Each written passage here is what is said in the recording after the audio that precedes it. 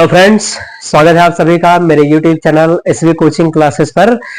और जैसा कि मैंने आपसे अपने पिछले वीडियो में आपको लेंस तक तो पढ़ा दिया था, जो कि उधर का काम अभी थोड़ा सा क्या है कि स्टॉप कर दिया है, क्योंकि यहाँ पर एग्जाम क्या है आपका पास आने वाला है, बिल्कुल 24 तारीख से बस स्टार्ट ही है।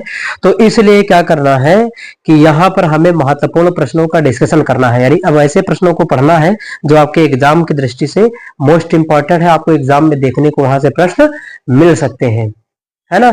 तो आज हमें करना क्या होगा, तो आज हमें इस फिजिक्स में जो आपका चैप्टर है इलेक्ट्रिसिटी, विद्युत धारा, ठीक, विद्युत धारा में कुछ न्यूमेरिकल्स ऐसे हैं जो आपके एग्जाम में छपते रहते हैं, है ना। उसमें से आपको एक आध प्रश्न हर साल रिपीट करके आपको देखने को मिलता है। एक तो प्रतिरोध का क्वेश्चन, दूसरा ये होता है कि जो विद्युत ऊर्जा की गणना होती है ना, विभिन्न उपकरण और पंखे, कूलर, हीटर, बिजली, ये सब इसमें क्या होता है कि जो विद्युत ऊर्जा की खपत होती है ना, इससे संबंधित जो प्रश्न आते रहते हैं उनका डिस्कशन मुझे आपसे करना है आज, है ना। और ये मोस्ट इंपॉर्टेंट प्रश्न है, इस बार भी यहां से प्रश्न आपको देखने को एग्जाम में मिलेगा। तो अगर अच्छे से समझ लेते हैं, प्रैक्टिस कर लेते हैं, तो आपका क्वेश्चन क्लियर हो जाएगा। ठीक, चलिए तो देखिएगा, यहाँ पर आपकी स्क्रीन पर एक पहला प्रश्न लिखा हुआ होगा, है ना। वैसे तो ये ऑब्जेक्टिव में आया हुआ प्रश्न है, लेकिन प्रश्न काफी लॉन्ग है, तो ये ज्यादा नंबर में भी, अधिकतम मार्क्स में भी आ सकता है, करने के लिए भी आ सकता है। ऑब्जेक्टिव तो मैंने रट लिया कि 1:4 इसका अनुपात होगा, है ना, लेकिन अभी डिटेल में लगाने के लिए आ जाएगा, तब फिर क्या करेंगे, तो लगाना पड़ जाएगा फिर वहां पर, है ना।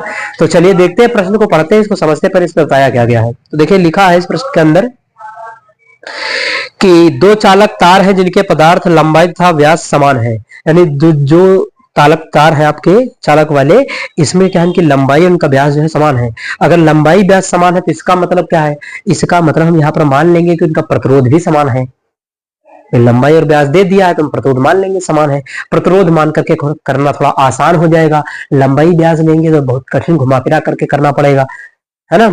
तो पदार्थ की लंबाई और व्यास समान है, ठीक है। किसी विद्युत परिपथ में पहले श्रेणी क्रम में और फिर पार्श्व क्रम, एक नया नाम आ गया, समांतर क्रम का दूसरा नाम है पार्श्व क्रम। तब हम लोग यही नहीं समझ पाएंगे ये पार्श्व क्रम क्या होता है, तो पार्श्व क्रम आपका जो होता है वो समांतर क्रम का ही दूसरा नाम है ना, पैरेलल कॉम्बिनेशन में, ठीक। तो पार्श्व क्रम में संयोजित किए जाते हैं। श्रेणी क्रम तथा पार्श्व क्रम संयोजन में उत्पन्न ऊष्माओं का अनुपात ज्ञात कीजिए, यह अनुपात क्या होगा, ये आपसे इस क्वेश्चन में कहा गया। तो क्वेश्चन यहाँ पर लिखा रहेगा, आप इसको देख लीजिएगा, या स्क्रीनशॉट लेना चाहे तो इसका आप ले सकते हैं, लेकिन डिटेल में क्वेश्चन कैसे सॉल्व होगा वो मैं आपको करके यहाँ पर बताता हूँ इसको, ठीक। तो चलिए सवाल को देखते हैं, इसको सॉल्व करते हैं यहाँ पर। तो सबसे पहले हमें करना क्या होगा, सबसे पहले हम यहाँ पर मान लेंगे कि हमारा जो प्रतिरोध है वो दोनों प्रतिरोध समान है। चलिए लिख लेते हैं इस लाइन को।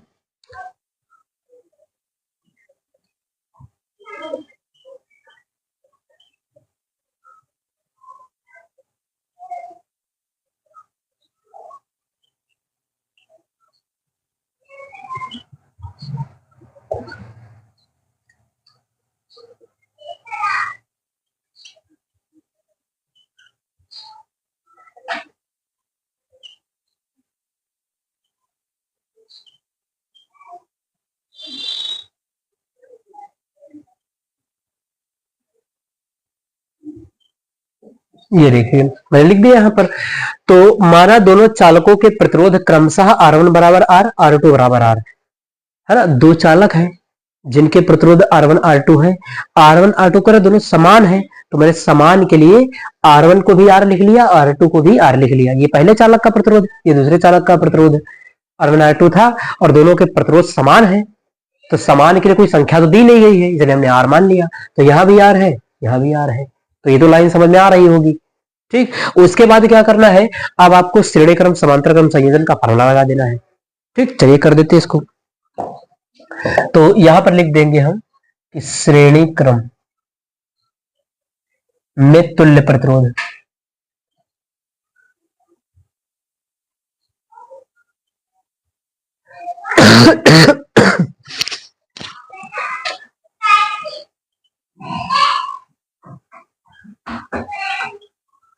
देखिए श्रेणी क्रम का फार्मूला होता है R बराबर R1 plus R2 plus R3।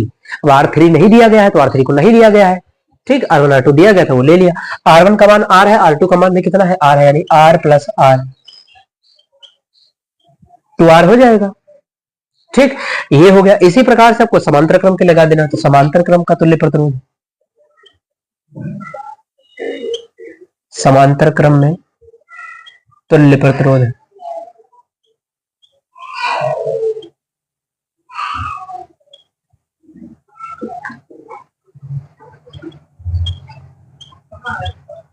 ये तो 1/r बराबर 1/r1 प्लस r2 समांतर क्रम का सूत्र होता है ना। ये फॉर्मूले आने चाहिए आपको।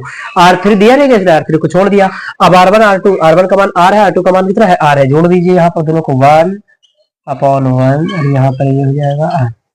ठीक, तो 2/R। और यहाँ से अगर R बराबर निकालेंगे, R निकालेंगे तो R ऊपर चला जाएगा, ये नीचे आ जाएगा, यानी R/2। तो समांतर क्रम के लिए आपका ये आ जाएगा R बराबर R/2।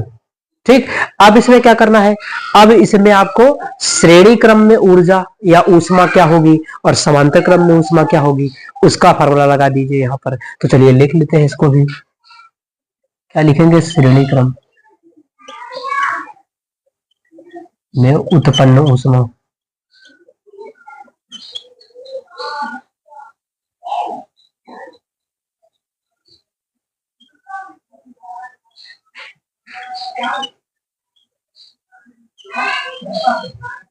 ठीक, ये फार्मूला होता है H1V²T।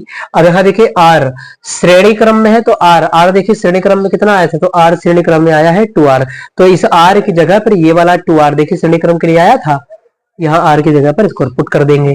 तो ये बन जाएगा H1 बराबर V²T/2R, इसको बना देंगे समीकरण नंबर 1। ये तो समझ में आ रहा होगा आपको। भाई ये R का मान कहाँ से लाए हैं, R का मान यहाँ श्रेणी क्रम से लाए, 2R आया था, रख दिया यहाँ पर।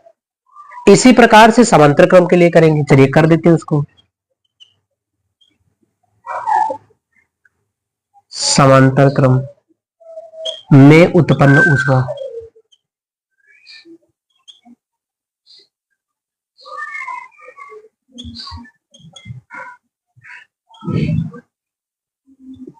ठीक। अब देखिए समांतर क्रम में R का मान कितना आया, तो समांतर क्रम में R का मान R/2 आया है।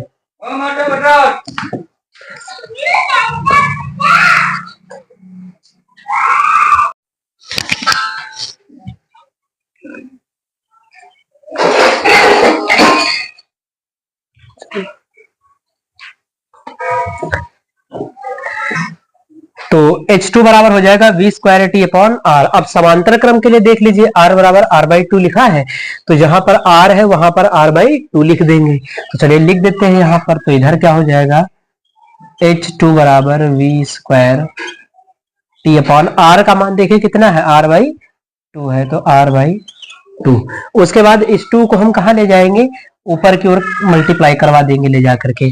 ठीक, ऊपर ले जाएंगे इसको, तो ये बन जाएगा H2 बराबर, देखिए ये ऊपर चला जाएगा तो ये हो जाएगा 2V²T। देखिए बनेगा, ये आगे ले लिया V के, है ना। तो ये हो जाएगा 2V²T और नीचे क्या हो जाएगा आपका R। इसको बना देंगे समीकरण नंबर 2। अब हम सवाल में क्या कह रहा था, सवाल में कह रहा था कि ऊष्मा का अनुपात ज्ञात करना है। श्रेणी क्रम समांतर क्रम संयोजन में ऊष्मा का अनुपात निकालिए, ये कह रहा था, है ना। चलिए उत्पन्न ऊष्मा का अनुपात ज्ञात कर लेते। तो अनुपात ज्ञात करने के लिए करना क्या पड़ेगा, समीकरण 1 को 2 से भाग करना पड़ेगा। देखिए समीकरण आपकी एक यहाँ पर है, दूसरी यहाँ पर है, ये दोनों ऊष्माएं आ गई। इन दोनों में जितनी ऊष्मा उत्पन्न हो रही है, श्रेणी क्रम में उत्पन्न ऊष्मा इतनी है, समांतर क्रम में उत्पन्न ऊष्मा इतनी है, और दोनों ऊष्माओं में अनुपात ज्ञात करना है। तो समीकरण 1 को 2 से भाग कर दीजिए। तो चलिए यहाँ पर लिख देते हैं कि समीकरण 1 को 2 से भाग, ठीक, भाग कर दीजिए। तो H1 वाली वैल्यू ऊपर हो जाएगी, यानी ये H1 हो जाएगा, नीचे आपका H2। उसकी वैल्यू कितनी है, तो V²T है आपकी, और नीचे क्या है 2R है। ठीक, इधर क्या है, इधर इसके लिए है 2V²T/R। ये हो जाएगा, इसको ऊपर भेज दे। तो इस साइड में मैं कर देता हूं यहाँ पर H1/H2 बराबर, ये ऊपर चला जाएगा तो V²T/2R इंटू ये R ऊपर हो जाएगा 2V²T। अब देखिए जो कटने वाला वो काट देंगे, वी स्क्वायर टी कट जाएगा, आर से आर कट जाएगा, ये 2 बचा रहेगा। तो 2 दूनी कितना हो जाएगा 4, ऊपर कुछ नहीं बचा तो 1, यानी यहां पर आ जाएगा h1 अपॉन h2 बराबर 1/4। अगर अनुपात लिखेंगे तो h1 अनुपात h2 बराबर 1/4। ये आपका फाइनल आंसर हो गया। तो इस प्रकार से ये सवाल आपका सॉल्व किया जाएगा।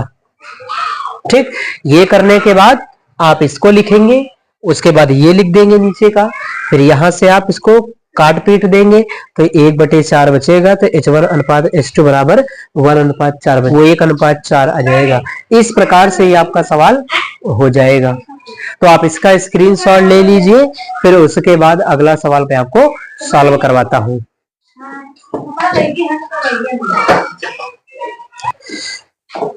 चलिए तो डिस्कशन कर लेते हैं अगले क्वेश्चन का। तो अगला क्वेश्चन आप देखिएगा, आपकी स्क्रीन पर लिखा हुआ है, क्या कहा गया है इस क्वेश्चन के अंदर। तो देखिए कहता है कि यहां पर लिखा कि किसी 4 ओम प्रतिरोधक से प्रति सेकंड 100 जूल ऊष्मा उत्पन्न हो रही है। यानी 4 आपका ओम प्रतिरोधक है, उससे प्रति सेकंड 100 जूल ऊष्मा उत्पन्न होती है। प्रतिरोधक के सिरों पर विभवांतर ज्ञात कीजिए। तो कह रहा कि प्रतिरोधक के सिरों पर लगने वाला जो विभवांतर है उसको फाइंड करना है। तो बिल्कुल आसान सा फार्मूला अभी जो मैंने अभी से बताया है, H is equal to V square T upon R, है ना। ये बिल्कुल कंबाइंड फार्मूला है, इसको याद रखिए, ये अक्सर यूज होता रहता है क्वेश्चंस में।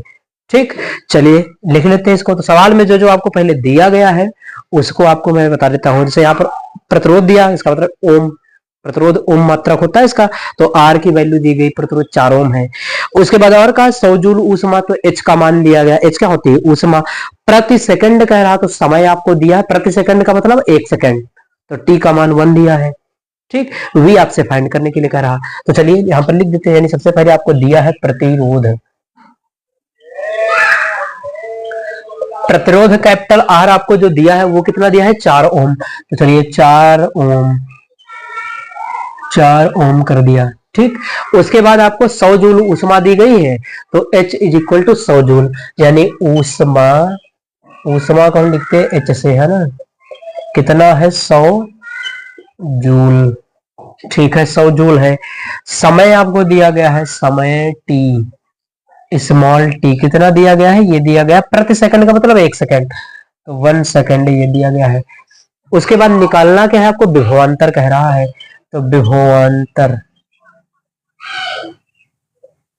विभवांतर को v से लिखते हैं। ठीक, ये निकालना है। अभी फार्मूला मैंने आपको बताया H is equal to V square T upon R. तो पहले फार्मूले को चेंज कर लिया जाए, v निकालना है, ये उधर चला जाएगा। तो फार्मूला बनेगा वी स्क्वायर बराबर एच आर अपॉन टी। यहां से देखिए वी स्क्वायर, एच की वैल्यू कितनी है, तो एच की वैल्यू 100 जूल, तो यहाँ 100 रख दीजिए। आर का मान कितना है, तो 4 ओम है। टी का मान कितना, तो 1 सेकंड, तो 100 चौको 400 यानी वही रहेगा। तो इधर क्या आ जाएगा, वी स्क्वायर बराबर 400। ठीक, तो यहां से वी उधर अंडर रूट लग जाएगा, तो ये हो जाएगा 400। तो यहां से अंडर रूट का 400 से बाहर कितना आएगा, तो 20 आ जाएगा आपका, 20 गुणे 20 400 हो जाएगा, तो ये हो जाएगा 20। और विभवांतर का मात्रक क्या होता है, वोल्ट, यानी ये क्या हो जाएगा आपका फाइनल आंसर। ठीक, तो ये आपका हो जाएगा इस प्रकार से 20 वोल्ट आपका क्लियर होकर के आंसर आ जाएगा इसमें। तो आप इसका स्क्रीनशॉट लीजिए, फिर अगले क्वेश्चन को मैं आपको सॉल्व करवाता हूं।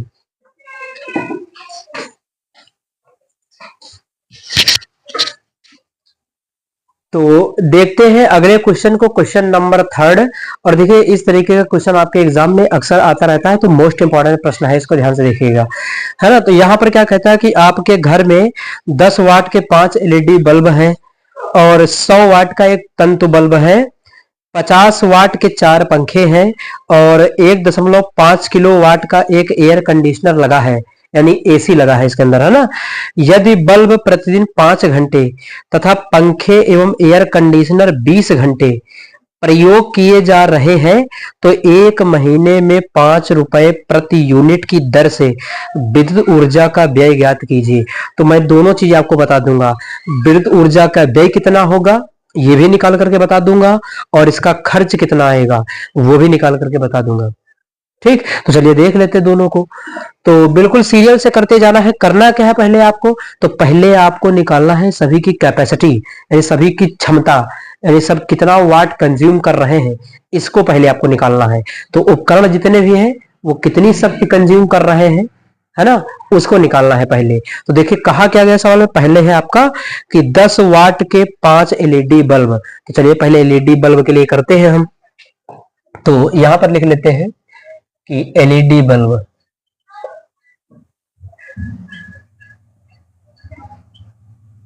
एलईडी बल्ब की शक्ति, है ना। तो एलईडी बल्ब की शक्ति, या इस तरीके से भी आप लिख सकते हैं कि एलईडी बल्ब द्वारा उपयोग की गई शक्ति, है ना, या उपयोग की गई दक्षता या सामर्थ्य, कुछ भी लिख सकते हैं, है ना। एलईडी बल्ब की शक्ति मैंने सीधे लिख दिया। ठीक, तो इसको हम मान लेते हैं, इसको मान लेते हैं P1, है ना। कितने एलईडी बल्ब हैं, तो एलईडी बल्ब की संख्या है आपकी 5, है ना। और कितना वाट है, तो 10 वाट के 5 है। ठीक, तो वाट कितना है, 10 है। संख्या में कितने हैं, तो 5 है। तो 10 25 कितना हो जाएगा, ये 50 हो जाएगा, यानी टोटल कितनी कैपेसिटी आ गई, तो 50 वाट आएगा। ठीक, उसके बाद अगला उपकरण कौन सा है, तो अगला उपकरण एक तंतु बल्ब है। तंतु बल्ब का मतलब वो पीला वाला जो बल्ब आता था उसको तंतु बल्ब कहते हैं, फिलामेंट वाला। ठीक, तो 100 वाट का एक बल्ब है, एक बल्ब है 100 वाट का। तो ये बल्ब, तंतु बल्ब लिख लेते हैं यहां पर, तंतु बल्ब की शक्ति, है ना, इसको मान लेते P2।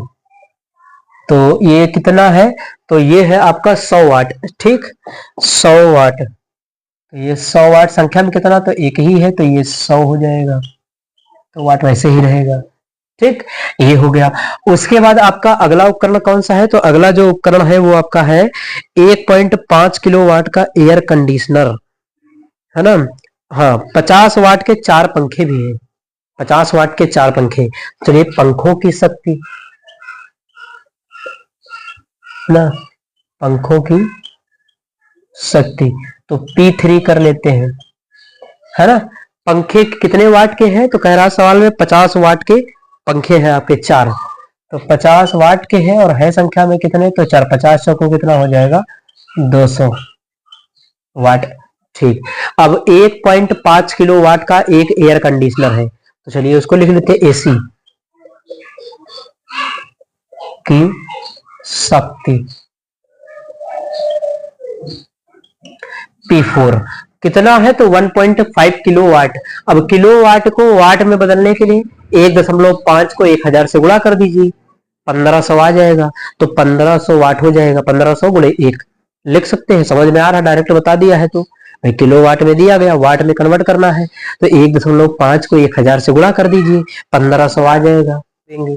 ठीक, तो सीधे लिख दिया 1500 गुणे 1, तो ये सीधे आ जाएगा 1500 वाट। भाई किलो वाट में दिया गया था, और ये भी आपका क्या है, एक ही है संख्या में, तो ये उसकी जो खपत है वो लिखी है यहाँ पर और ये उसका जो है संख्या लिखा हुआ है, यानी खपत को संख्या से गुणा कर दिया जाता है ना। उसकी जो कैपेसिटी दी गई है उस कैपेसिटी को संख्या से गुणा कर दिया गया, तो आपको ये खपत उसकी मिल जाएगी, शक्ति। ठीक, तो इस प्रकार से P1 P2 P3 P4 कोई भी सवाल अगर आता है, सब में आपको ऐसे ही करना है कि उसकी जो क्षमता दी गई है और उसकी जो संख्या दी गई है उन दोनों को गुणा करके उनकी शक्ति निकाल लेना है ना, उनकी दक्षता निकाल लेना, उनकी सामर्थ्य निकाल लेना है। सभी सवाल में आपको ऐसे करना है। ठीक, अब इसमें करना क्या होगा, इसके बाद ये जो सारे उपकरण है ना, वो आपके क्या है कि एक दिन में कितनी ऊर्जा खर्च कर रहे हैं, सारे के सारे कितनी बिजली की खपत कर रहे हैं, पहले वो निकाल लीजिए, फिर 30 दिनों का निकाल लेंगे, फिर उसको हम जो दिया गया हमारा डाटा उससे गुणा करके उसका खर्च भी निकाल लेंगे। ठीक, चलिए तो यहां पर हम लिख देते हैं आपके सामने कि एक दिन में उपकरणों द्वारा व्यय ऊर्जा। चलिए लिख देते हैं इसको यहां पर कि एक दिन में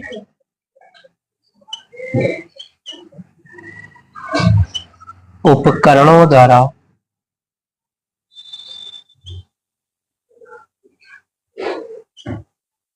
व्यय ऊर्जा, है ना। इसको हम लिख सकते हैं, तो व्यय ऊर्जा, अगर डब्ल्यू लिखना चाहें तो डब्ल्यू भी लिख सकते हैं। ठीक, तो व्यय ऊर्जा बराबर क्या हो जाएगा, तो यहां लिख देंगे P1 T1 P2 T2 P3 T3 P4 T4 and so on, है ना, ऐसे चलता जाएगा, यानी dot dot dot dot P N T N तक चलता जाएगा। ठीक, तो सारे में आपको ऐसे कर देना है। अब यहाँ पर आपको ऊपर वाले डाटा से देख करके नीचे रखते जाइए, समय आपको दिया ही गया है, सीधे रख करके कैलकुलेट कर दीजिए, तो एक दिन में व्यय होने वाली ऊर्जा यहाँ से निकल आएगी टोटल। ठीक, चलिए निकाल लेते हैं। जैसे देखिए आपको दिया गया है, तो व्यय ऊर्जा हम यहाँ लिख लेते हैं, डब्ल्यू से मान लेते हैं। अब देखिए इस साइड पर यहाँ से मैंने कर दिया इधर, है ना, हिंदी बराबर नहीं लिखे, आएगा नहीं, तो डब्ल्यू इज इक्वल टू क्या कर दिया, P1 का मान कितना है 50 है। कौन, तो बल्ब, एलईडी बल्ब है। एलईडी बल्ब कितने घंटे जलता है, कितने घंटे, सवाल में देखिएगा इसमें, तो इसमें लिखा हुआ है कि हाँ ये है 50 वाट के बल्ब, 4 घंटे किलो एयर कंडीशनर लगा है, बल्ब प्रतिदिन जलते हैं आपके 5 घंटे, यानी ये जो चलते हैं वो 5 घंटे चलते हैं।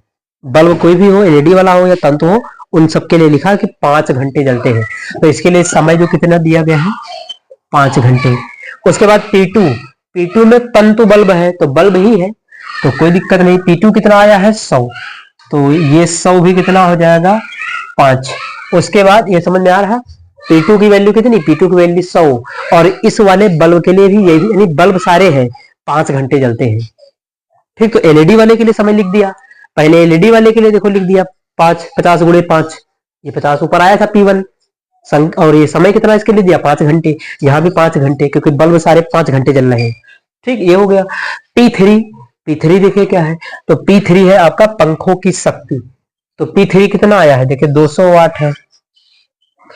उसके बाद इसके लिए जो समय T3, अब देखिए पंखे के लिए साल में समय कितना दिया गया, तो कह रहा कि पंखा एवं एयर कंडीशनर 20 घंटे, तो पंखा और एयर कंडीशनर 20 घंटे चलता है, तो 200 गुणे 20 हो जाएगा ये। ठीक, उसके बाद क्या करना है, P4 में देखिए क्या है, एसी यानी एयर कंडीशनर की शक्ति, तो इसकी जो शक्ति निकाला वो कितनी 1500 वाट आई है, यानी 1500 वाट हो गया, और ये भी जलता कितना है, वही 20 घंटे जलता है, तो T4 इसके लिए कितना हो जाएगा 1500 गुणे 20, यानी ये भी 20 घंटे ही जलता है। चलिए आप सबको जोड़ घटा दीजिए, आंसर मिल जाएगा आपको। तो यहाँ पर कितना हो जाएगा 50 25 250, ये 500 हो जाएगा, ये 2 दूनी 4 हो जाएगा, यानी ये 4000 हो जाएगा। ठीक, और ये हो जाएगा 15 दूना 30, यानी ये 30,000 हो जाएगा, है ना। 15 दूना 30, 1500 गुणे 2 है, तो 30,000 हो जाएगा। तो चलिए जोड़ देते हैं इन सभी को।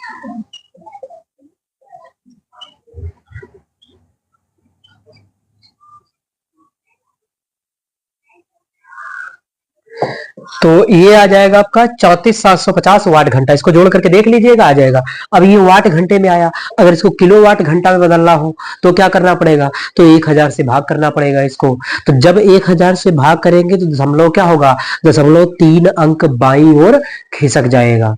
ठीक, यानी 1.2 3 इधर बढ़ जाएगा 3 अंक, तो यहां पर लग जाएगा, तो यानी ये हो जाएगा 34.750 और किलोवाट घंटा, किलोवाट घंटा, या इसी को क्या कहते हैं यूनिट।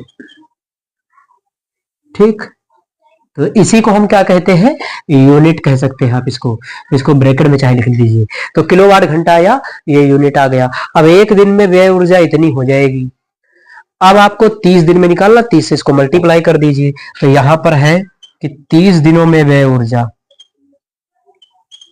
दिनों में व्यय ऊर्जा। अब 30 दिनों में व्यय ऊर्जा के लिए क्या करना पड़ेगा, 30 यानी 30 ले लेंगे, और ये जो ऊर्जा आई है इसको गुणा कर देना है वहां पर। तो चलिए 30 हो जाएगा गुणे किलोवाट घंटा में कितना है 34,750, है ना। इसको गुणा कर देंगे तो आपका मिल जाएगा 1042.5 किलोवाट घंटा या यूनिट। ठीक, चाहे किलोवाट घंटा लिखिए चाहे यूनिट लिख दीजिए, दोनों सही है। ठीक, तो आप इसको मल्टीप्लाई करके देख लीजिएगा, इतना आपका आ जाएगा। तो 30 दिनों में व्यय ऊर्जा आपकी ये हो गई। अब 30 दिनों में खर्च कितना आएगा, कितने रुपया का बिल आएगा, तो बिल निकालने के लिए 5 रुपया प्रति यूनिट दिया गया था सवाल में, 5 से इसको गुणा कर दीजिए। तो चलिए निकाल लेते हैं, है ना, कि एक महीने का खर्च, है ना, तो एक महीने का खर्च कह रहा था कि 5 रुपया प्रति यूनिट। तो एक महीने की बिजली खपत कितनी आई, इतनी, इतने यूनिट को 5 से गुणा कर दीजिए, अभी आपको पता चल जाएगा।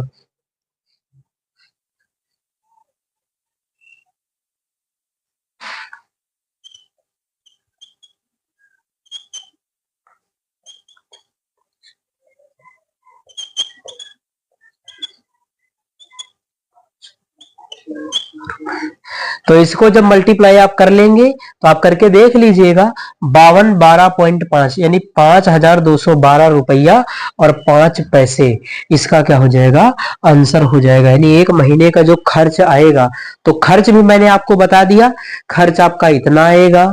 टोटल जो लाइट खर्चा होगी कितने यूनिट होगी, तो टोटल लाइट जो आपकी खर्चा होगी वो 1042 यूनिट खर्चा होगी लाइट।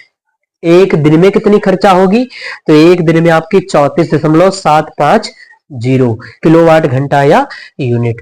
तो इस प्रकार से इस पर आधारित कोई भी प्रश्न आता है तो एज इट इज सेम आपको करना है ना, कि उपकरण वगैरह लगाए गए तो आप पहले शक्ति शक्ति निकाल लीजिए।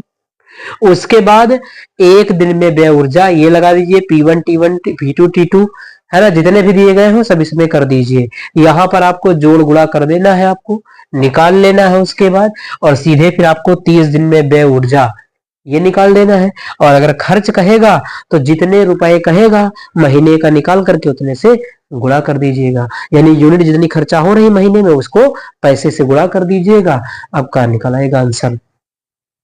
ठीक, तो इस प्रकार से आपके ये हो जाते हैं विद्युत धारा से संबंधित कुछ महत्वपूर्ण सवाल, है ना। इनकी प्रैक्टिस आप करके जाइएगा, एग्जाम में यहां से आपको प्रश्न देखने को मिल सकते हैं।